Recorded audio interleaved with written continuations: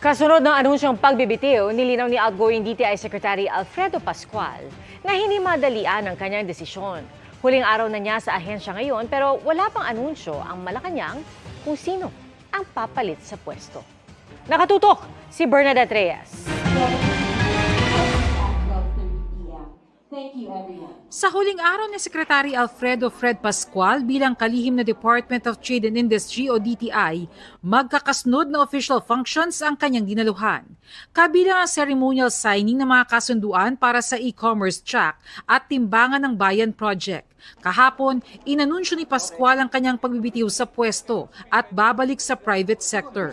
Sabi kanina ni Pascual, hindi madalian ang kanyang desisyon. I was very thankful to the President that he gave me the opportunity to at least spend over 2 years to do public service.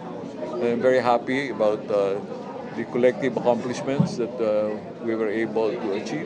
Finally decided that it's time for me to go back to where I was, to the private sector, and be able to spend more time with my family. My family is growing. You know, I have 10 grandchildren who are always looking for me. Sa mahigit 2 taong paninilbihan ni Secretary Pascual bilang kalihim ng DTI, marami na rin daw siyang nagawa para sa bansa.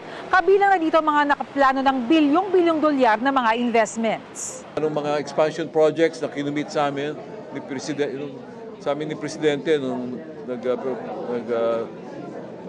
presidential visits kami in some countries, yun halos lahat na-implement na eh. Malaki yung pipeline of projects na iiwan natin, na itutuloy ng DTI. Tapos sa consumer protection, marami tayong initiatives.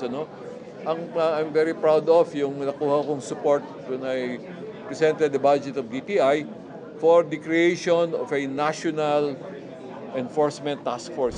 Sa ilalim ng kanyang panunungkulan, mahigit 118 million na uncertified products ang nakumpiska. Matagumpay ring napatigil ng kalihim ang pagbebenta ng mga vape products online para protektahan ng mga kabataan. Wala pang anunsyong Malacanang kung sino ang papalit kay Pascual bilang Trade Secretary. Kumpiyansa raw siya na sino mang papalit sa kanya ay maipagpapatuloy ang mga nasimulang plano at proyekto. Kabilang ang negosasyon sa mga free trade agreement, pagtatatag ng shared service facilities project para palakasin ang kakayanan lalo ng micro, small and medium enterprises at malikhaing Pinoy para palakasin ang creative industries sa bansa. Para sa GMA Integrated News, Bernadette Reyes, Nakatutok, 24 Oras.